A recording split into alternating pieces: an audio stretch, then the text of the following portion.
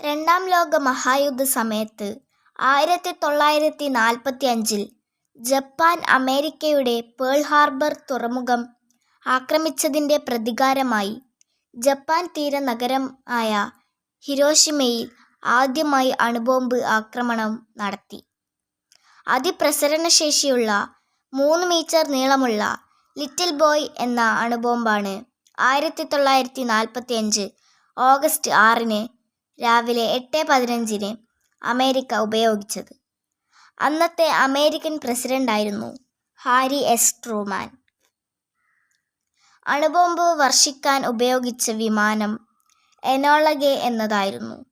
തുടർന്ന് മറ്റൊരു ജപ്പാൻ നഗരമായ നാഗസാക്കിയിൽ 1945 ഓഗസ്റ്റ് 9-ന് മറ്റൊരു അണുബോംബ് ആക്രമണവും കൂടി നടത്തി.